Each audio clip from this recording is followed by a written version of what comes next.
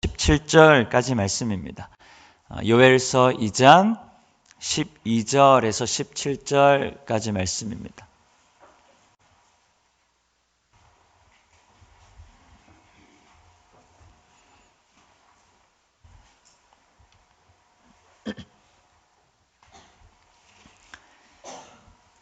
요엘서 2장 12절에서 17절까지 말씀 우리 한 목소리로 함께 봉독하도록 하겠습니다.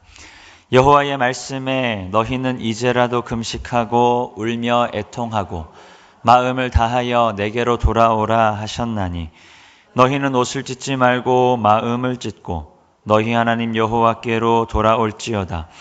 그는 은혜로우시며 자비로우시며 노하기를 더디하시며 인애가 크시사 뜻을 돌이켜 재앙을 내리지 아니하시나니 주께서 혹시 마음과 뜻을 돌이키시고 그 뒤에 복을 내리사 너희 하나님 여호와께 소제와 전제를 드리게 하지 아니하실는지 누가 알겠느냐. 너희는 시온에서 나팔을 불어 거룩한 금식일을 정하고 성회를 소집하라. 백성을 모아 그 모임을 거룩하게 하고 장로들을 모으며 어린이와 젖 먹는 자를 모으며 신랑을 그 방에서 나오게 하며 신부도 그 신방에서 나오게 하고 여호와를 섬기는 제사장들은 낭실과 제단 사이에서 울며 이르기를 여호와여 주의 백성을 불쌍히 여기소서. 주의 기업을 욕되게 하여 나라들로 그들을 관할하지 못하게 하옵소서. 어찌하여 이방인으로 그들의 하나님이 어디 있느냐 말하게 하겠나이까 할지어다. 아멘. 네, 오늘도 이 저녁에 함께 예배하는 모든 성도님들 환영하고 또 축복합니다. 오늘 이 시간 하나님 허락하신 말씀 앞에 우리의 삶을 또 우리의 마음을 또 우리의 생각을 우리의 사람 됨을 우리의 그리스도인 됨을 돌아보는 귀한 시간 될 수 있기를 소망합니다. 이런 말이 있습니다. 누구나 잘못은 하지만 누구도 잘못된 사람은 없다. 비슷한 말 같아 보이는데요. 아주 조금의 차이가 있습니다. 잘못한다는 것은 행위를 이야기하는 것이고, 그리고 잘못되었다라는 것은 존재를 이야기합니다. 그래서 잘못하는 것과 잘못된 것은 비슷해 보이지만 많은 차이가 있습니다. 그런데 요즘을 살아가다 보면 생각보다 많은 사람들이 잘못한 사람들을 잘못된 사람으로 취급하고 또 생각하고 싶어 합니다. 굉장히 많은 사람들이 들어보셨는지 모르겠지만 요즘에 손절이라는 표현들을 많이 사용하는데요. 관계를 끊어내는 걸 의미합니다. 조금 다른 사람들을 마주했을 때, 나와 맞지 않아서 갈등이 생기는 사람을 마주했을 때 굉장히 많은 사람들이 언제든지 사람을 혹은 누군가를 끊어낼 준비를 하고 살아간다는 것입니다. 그래서 많은 사람들이 이런 이야기를 하죠. 사람은 고쳐 쓰는 동물이 아니다. 사람은 고쳐 쓸 수가 없다. 어떠신가요? 사람은 고쳐 쓸 수가 없는가? 나에게 잘못한 사람은 그 존재 자체가 잘못된 사람인가? 많은 사람들이 사람은 고쳐 쓸 수 없다 이야기하지만 성경은 우리에게 조금 다른 이야기를 합니다. 성경은 오히려 사람이라는 존재는 고쳐 쓰는 존재라 이야기합니다. 사람이라는 존재는 원래가 연약한 존재이기 때문에, 원래가 부족한 존재이기 때문에, 원래가 죄인이기 때문에 사람이라는 존재는 고쳐 쓰는 존재다라고 이야기합니다. 말씀드린 것처럼 누구나 잘못은 하지만 누구도 잘못된 사람은 없기에, 누구나 잘못은 할 수 있지만 누구도 하나님 앞에서 존귀하지 않은 자가 없기 때문에 하나님의 말씀 안에 사람은 고쳐 쓰는 것이다.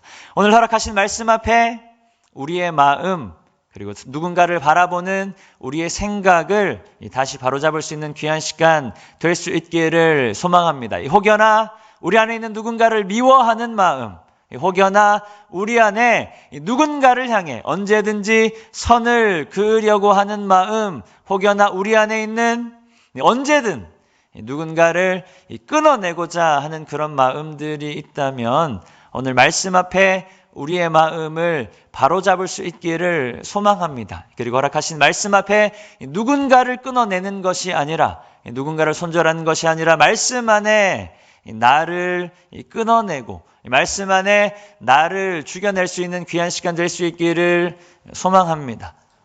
성경은 그것을 회개라고 이야기합니다. 그래서 오늘은 설교의 제목도 회개이고요. 그리고 회개에 대한 내용을 함께 나누어 보고자 합니다.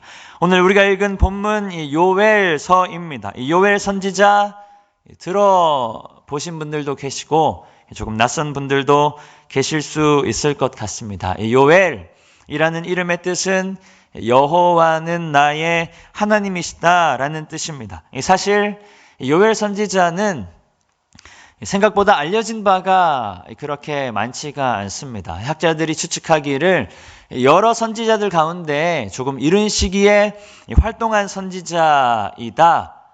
그것마저도 명확하지는 않습니다. 그리고 말씀드린 것처럼 그 이름의 뜻은 여호와는 나의 하나님이시다. 그 외에 요엘이라는 사람에 대해서 알려진 바가 많지가 않습니다. 그런데 요엘 선지자가 쓴 요엘서는 요엘 선지자가 어떠한 사람인가 알려진 것이 없는 것에 비해 요엘서가 갖고 있는 주제는 제법 확실한 편입니다. 뭐냐면 바로 주의 날입니다. 주의 날은 곧 주님의 시대, 주님의 시간, 하나님의 나라, 하나님의 왕국, 하나님의 다스리심이 회복되는 때, 회복되는 날을 의미합니다. 이 땅의 모든 악함, 거짓과 상함, 온갖 부패함이 물러가고 우리의 하나님의 하나님 되심이 회복되는 때, 하나님의 영광이 드러내는 때, 하나님께서 회복하시는 때를 의미합니다. 주의 날 혹은 그날이라고 표현합니다. 그런데 회복과 함께 거의 필연적으로 함께 선포되는 것이 있습니다. 무엇이냐면 바로 심판입니다.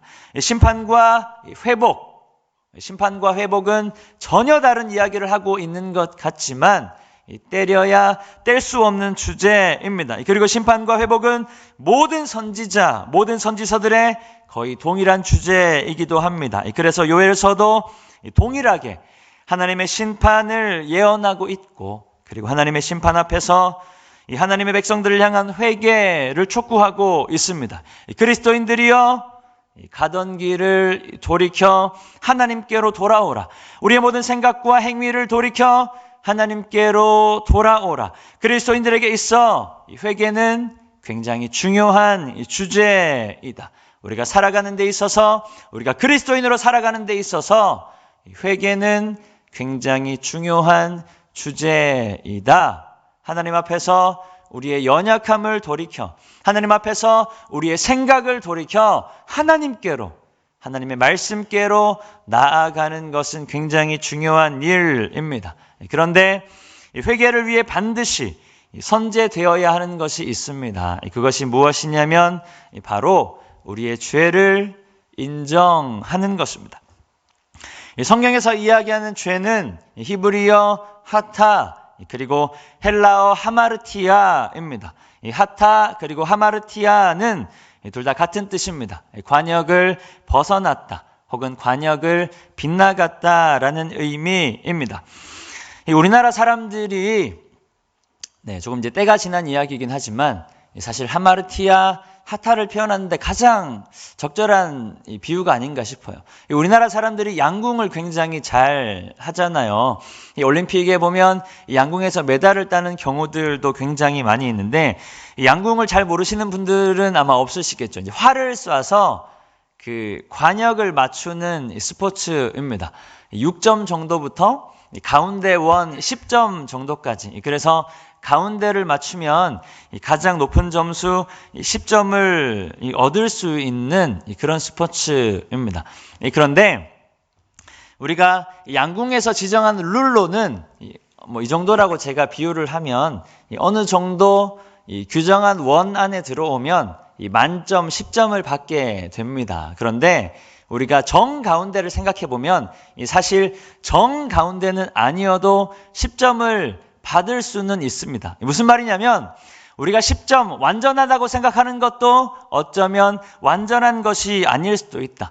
그래서 간혹 우리나라 사람들이 굉장히 양궁을 잘하기 때문에 10점 맞는 걸 넘어서 자세히 보시면 그 10점 관역 한가운데 그 카메라가 있어요. 가끔씩 우리나라 선수들이 그 카메라를 맞추는 경우도 있습니다. 그래서 요즘엔 어떤지 모르겠는데 한때에는 결승전을 제외하고 다른 경기에는 카메라를 없이 경기를 했다는 이야기들도 있더라고요. 하도 카메라를 많이 맞춰가지고 아무튼 이 10점보다 더 정가운데를 맞추면 이 카메라를 맞추는 거예요. 그런데 우리가 가만히 생각해 보면 우리가 10점을 맞아도 정가운데는 아닌 경우가 훨씬 더 많겠죠. 그리고 카메라를 맞춘다 하더라도 굉장히 우리가 세밀하게 생각해 보면 정가운데가 아닌 경우가 훨씬 더 많겠죠. 이 하마르티아는 그런 의미입니다. 이 가운데를 벗어났다. 이 중간을 정가운데를 벗어났다. 이 정가운데를 빗나갔다. 그래서 하나님을 벗어난 것, 그리고 하나님을 빗나간 것, 하나님 말씀을 벗어난 것을 하마르티아 죄라고 이야기합니다. 그래서 성경은 모든 인간은 죄인이다. 모든 인간은 영원히 하나님과 같아질 수가 없다. 어떤 뛰어난 사람이라 해도 하나님 앞에 서면, 어떤 완전한 사람이라 해도, 어떤 열심 있는 사람이라 해도, 누군가의 인정받는 사람이라 해도, 어떤 잘난 사람이라 해도 하나님 앞에 서면 다 똑같은 죄인이다. 하나님 앞에 서면 모두가 불완전한 존재이다 이야기하는 것입니다. 오늘 허락하신 말씀 앞에 하나님 앞에 선 우리의 연약함을 발견할 수 있기를 소망합니다.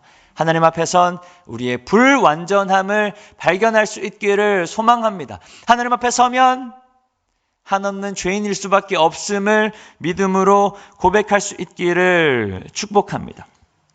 이 아리스토텔레스는 자신의 책 시학이라는 책에서 인간이 맞이하는 이 불행은 인간의 악한 의도 때문이 아니라 하마르티아, 곧 판단착오로부터 오는 것이다 라고 이야기해요.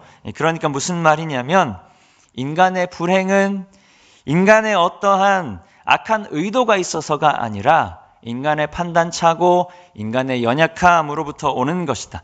그리고 이 하마르티아는 이 그리스 신화에 등장하는 영웅의 몰락을 설명할 때도 사용되는데요. 굉장히 비범한 재능, 굉장히 좋은 품격을 지닌 영웅이 어떤 사악함이나 나쁜 의도가 아니라 자기도 인지하지 못한 자신의 약점, 타고난 결함, 잠깐의 착오로 비극적인 삶을 초래하게 된다라는 것입니다. 그러니까 무슨 말이냐면 평범한 사람이든 비범한 사람이든 훌륭한 사람이든 훌륭하지 못한 사람이든 강인한 사람이든 연약한 사람이든 하마르티아를 벗어나지 못하고 그 안에 갇혀서 살아갈 수밖에 없다. 아무리 뛰어난 영웅이라 해도 하마르티아를 벗어날 수 없다. 그리고 그 결과로 인생의 비극적인 결말을 마주할 수밖에 없다. 평범한 자도 비범한 자도 남자도 여자도 그리고 나이가 많은 자도 나이가 적은 자도 돈이 많은 자도 가난한 자도 사람들에게 인정받는 사람도 모든 사람들에게 손가락질 받는 사람도 그리고 저와 여러분들도 모든 인간은 이 하마르티아, 이 죄의 문제를 스스로 어찌하지 못해 그 안에 갇혀 살아갈 수밖에 없다. 그래서 회개가 필요합니다. 그래서 회개는 그리스도인의 삶에서 굉장히 중요한 것입니다. 회개 없이 그리스도인은 하나님의 나라에 이를 수가 없고 회개 없이 그 누구도 하나님의 구원에 이를 수가 없습니다. 회개 없이 그 누구도 하마르티아, 죄를 벗어날 수가 없다. 회개 없이 그 누구도 자신의 인생의 문제를 해결할 수가 없다. 회개 없이 그 누구도 하나님 앞에 온전히 설 수가 없다라는 것입니다. 네, 군대에 굉장히 저도 이제 오래된 이야기이긴 한데, 이제 군대에 가면 보통 사격을 하잖아요. 저도 이제 제대한 지가 한 16년, 17년 정도가 된 것 같은데요. 이제 군에 가면 이제 총을 받습니다. 총을 받으면 이제 저는 이제 2년 동안 군 생활을 했는데, 군 생활하는 내내 이제 받은 총을 계속해서 사용하는 거예요. 그래서 총을 처음 받았을 때 나한테 맞게끔 이제 조절을 합니다. 그걸 이제 0점 사격이라고 하는데, 신기하게도 똑같은 총을 쏴도 사람에 따라서 맞는 곳이 달라지더라고요. 그래서 자기한테 맞게, 자기가 받은 총을 자기한테 맞게 조정하는 거를 0점 사격이라고 합니다. 보통 0점 사격은 이제 세 발을 쏩니다. 그래서 땅, 세 발을 쏘면 어떤 모양이 만들어질까요? 네, 이제 세 발을 쏘면 보통 이제 삼각형이 만들어져요. 간혹 가다가 이제 일자가 나오는 사람들도 있는데, 그럼 엄청 욕을 먹습니다. 이제 보통 이제 삼각형이 만들어져요. 근데 이제 관역을 보고 총을 쏘면 삼각형이 관역에 딱 맞게 들어오는 경우는 많지 않고, 어딘가에 삼각형이 이제 관역을 벗어나서 어딘가에 삼각형이 딱 이렇게 이제 생기게 돼요. 그러면 그 삼각형이 이 관역으로 돌아올 수 있도록 이제 총을 조정하는 거를 이제 0점 사격이라고 합니다. 0점이 안 맞으면 아무리 총을 잘 쏴도 이 관역에 정확하게 맞출 수가 없어요. 왜냐하면 이 기준이 잘못되었기 때문입니다. 그래서 빗나간 것을 다시 나에게, 혹은 빗나가 있던 기준을, 빗나가 있던 총을 다시 정확하게 맞추는 작업인데요. 이 회개가 바로 이런 것입니다. 이 기준을 바꾸는 거예요.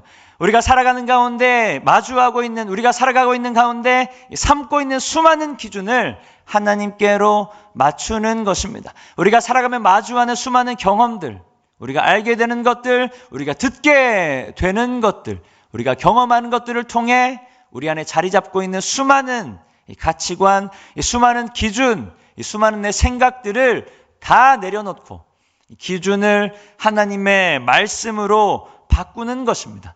그것이 말씀에서 이야기하는 회개입니다. 그러면 우리는 어떻게 회개해야 하는가? 우리 본문 13절 말씀 우리 한 목소리로 함께 읽겠습니다.